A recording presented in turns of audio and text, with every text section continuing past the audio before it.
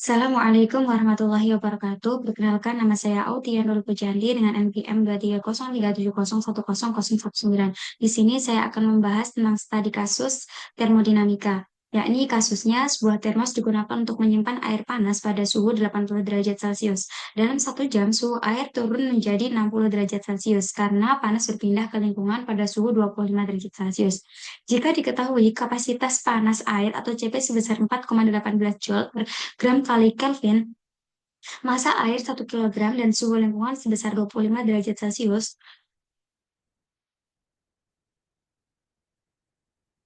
Pertanyaan pertama tentang siklus ideal, yakni jelaskan bagaimana siklus Carnot dapat digunakan sebagai model untuk memahami efisiensi transfer panas pada sistem termos. Kemudian bandingkan efisiensi hipotesis dengan kondisi nyata atau termos bukan sistem ideal. Maka dijawab dengan diketahui data-data di atas seperti kapasitas panas yakni 4,18 Joule per gram kali Kelvin, kemudian massa airnya 1 kilogram atau sama dengan 1000 gram, kemudian temperatur lingkungan atau suhu lingkungan atau temperatur dingin sebesar 25 derajat Celcius atau 298 Kelvin, kemudian temperatur awal yakni 80 derajat Celcius atau 353 Kelvin, kemudian suhu akhir atau temperatur akhir yakni 60 derajat Celcius atau 333 Kelvin. Kemudian untuk menjawab tentang pertanyaan pertama siklus ideal dan kedua, maka kita harus menghitung tentang efisiensi termos terlebih dahulu dengan rumus 1 minus temperatur cold per temperatur hot dan diperoleh hasil seperti berikut, yakni 15 yakni 15,6%. Kemudian, jadi jawabannya adalah siklus Carnot memberikan batas teoretis efisiensi perpindahan panas antara dua reservoir suhu, seperti air panas dalam termos, yakni temperatur hot 80 derajat Celcius dan lingkungan temperatur cool sebesar 25 derajat Celcius. Efisiensi maksimum dihitung sebagai efisiensi sama dengan 1 minus temperatur cold per temperatur hot yang didapatkan sebesar 15, kurang lebih 15 mendekati 15,6% yang menunjukkan bahwa sebagian besar energi panas hilang ke lingkungan mendekati 15,6% yang menunjukkan bahwa sebagian besar energi panas hilang ke lingkungan dalam sistem termos. Konsep ini membantu memahami pentingnya isolasi untuk meminimalkan kehilangan panas dan mendekati kondisi ideal. Kemudian perbandingan kondisi ideal dengan kondisi nyata. Kondisi ideal efisiensi Carnot memberikan batas maksimum tanpa mempertimbangkan kerugian energi akibat konduksi, radiasi, atau gesekan. Sedangkan dalam kondisi nyatanya, termos bukanlah sistem ideal, akan tetapi panas berpindah melalui dinding termos karena konduksi dan radiasi, sehingga menyebabkan efisiensi aktual jauh lebih rendah dari efisiensi Carnot. Kemudian pertanyaan tentang B, yakni tentang entropi. Untuk pertanyaan pertama, yakni hitunglah perubahan entropi pada air selama proses pendinginan, yakni 80 derajat Celcius ke 60 derajat Celcius. Kemudian yang kedua, analisis perubahan entropi lingkungan akibat pelepasan panas dari termos. Dan yang ketiga, yakni jelaskan apakah proses ini termasuk reversible ataupun irreversible. Maka dijawab dari data seperti tadi yang diketahui dan seperti ini, mulai CP, M air, T lingkungan atau temperatur dingin, kemudian T awal atau temperatur awal, T akhir atau temperatur akhir yang diketahui sebagai berikut. Kemudian ditanya perubahan entropi air atau delta S air, sehingga dijawab delta S air sama dengan massa dikali kapasitas panas dikali length dan temperatur akhir per temperatur awal sehingga didapatkan 1000 dikali 4,18 dikali ln 333 per 353 sehingga didapatkan entropi atau minus 243,8 Joule per Kelvin. Jadi perubahan entropi yang terjadi pada air sebesar minus 243,8 Joule per Kelvin. Negatif di sini menandakan bahwa entropi air berkurang saat suhu air menurun. Kemudian yang kedua, jelaskan perubahan entropi lingkungan akibat perpindahan panas dari termos. Sehingga di sini jawab perubahan entropi lingkungan atau delta S lingkungan sama dengan persamaannya yakni kalor air per temperatur lingkungan, di mana kalor air ini memiliki rumus atau persamaan massa dikali kapasitas panas dikali dengan perubahan suhu, sehingga didapatkan 1000 dikali dengan 4,18 sebagai kapasitas panasnya, kemudian dikali perbedaan suhunya, yakni didapatkan negatif 20 atau minus 20, sehingga didapatkan kalor air sebesar negatif atau minus 83.600 joule. Kalau dijadikan kilojoule menjadi negatif 83 atau minus 83,6 kilojoule. Sedangkan perubahan entropi dari lingkungannya sendiri, yakni kalor air yang sebesar minus, karena minus di sini karena dia membuang panas atau memberikan panas, maka di sini ditulis positif, yakni 83 kalor air sebesar 83.600 Joule per 298 Kelvin, sehingga didapatkan hasilnya, maaf, jadi 8 Kelvin, sehingga hasilnya didapatkan 280,536 Joule per Kelvin. Jadi berdasarkan hasil perhitungan entropi lingkungan yang telah dilakukan, perubahan entropi lingkungan yang telah dilakukan dapat disimpulkan bahwa lingkungan mengalami penambahan entropi karena menerima panas dari termos. Kemudian untuk pertanyaan selanjutnya, yakni apakah proses ini termasuk reversible ataupun irreversible sendiri? Yakni sebelum menjawab pertanyaan ini, maka kita harus menghitung entropi totalnya dulu. Yakni entropi total atau delta S total sama dengan delta S air ditambah dengan delta S lingkungan. Sehingga didapatkan hasil delta S total sebesar 36,74 Joule.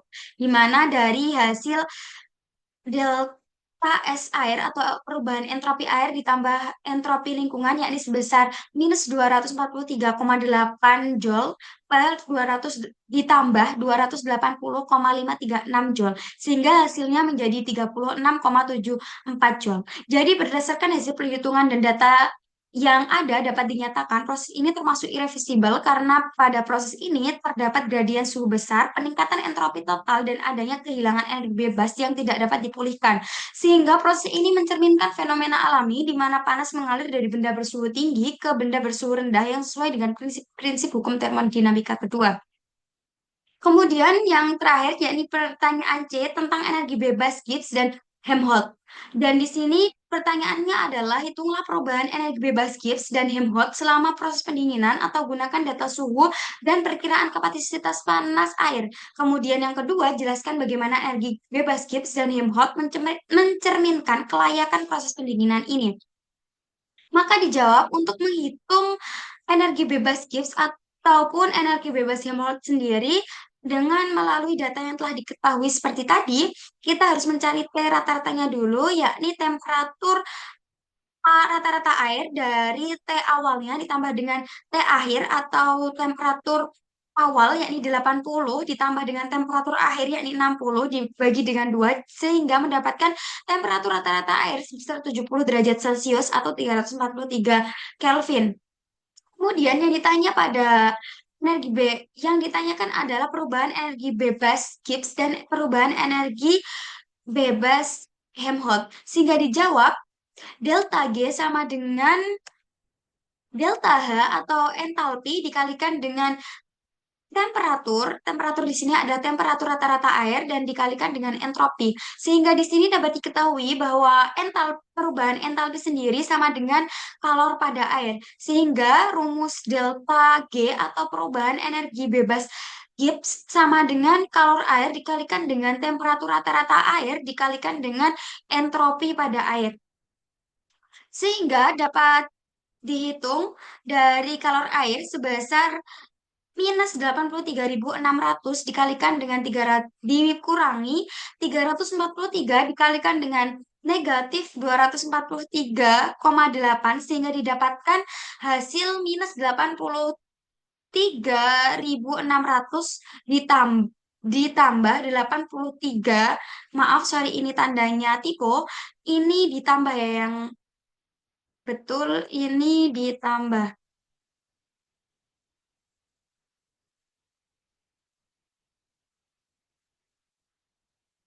Jadi minus 83.600 ditambah 83.219,2 sehingga didapatkan hasil negatif atau minus 380,8 Joule. Sehingga dapat dinyatakan pada proses ini terjadi proses secara spontan karena hasil perubahan Gibbs kurang dari 0. Sehingga proses ini disebut dengan proses spontan. Kemudian untuk menghitung energi bebas Helmholtz sendiri dinyatakan dengan persamaan delta U atau perubahan energi internal energi internal dikalikan dengan temperatur, kemudian dikalikan dengan entropi, perubahan entropi, sehingga di sini juga diketahui bahwa delta U atau perubahan energi dalam sama dengan kalor air. Sehingga delta A sama dengan kalor air dikalikan dengan temperatur rata-rata air dikalikan dengan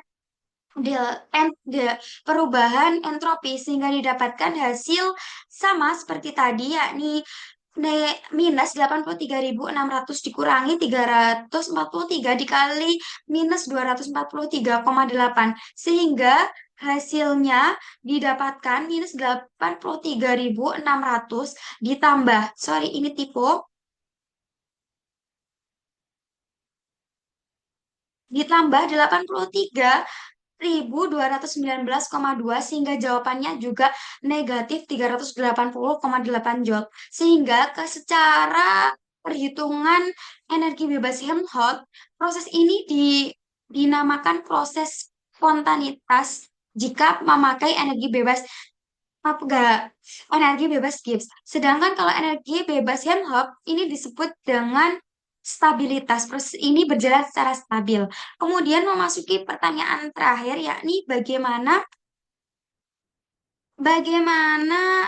energi bebas Helmholtz mampu membuktikan bahwa proses ini mencerminkan kelayakan pendinginan.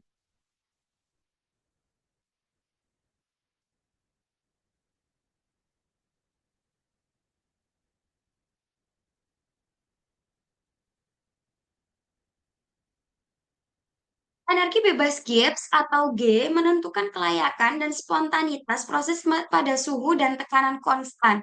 Dengan perubahan G negatif menunjukkan proses spontan karena di mana perubahan G kurang dari nol. Dan dalam kasus ini, termos mengalami proses spontan karena hasil perhitungan delta G bernilai negatif. Kemudian, sehingga dapat disimpulkan termos bekerja secara spontan tanpa bantuan energi dari luar. Energi bebas Helmholtz sendiri atau A relevan pada suhu dan volume konstan, dengan delta A negatif menunjukkan kecenderungan menuju stabilitas, dan dalam kasus ini hasil perhitungan menunjukkan negatif sehingga dapat disimpulkan bahwa termos cenderung stabil dalam melakukan kerja. Dari data keduanya dapat dinyatakan bahwa keduanya membantu dalam menilai kelayakan proses pendinginan. Cukup sekian yang dapat saya sampaikan, kurang lebihnya mohon maaf yang sebesar-besarnya. Terima kasih. Wassalamualaikum warahmatullahi wabarakatuh.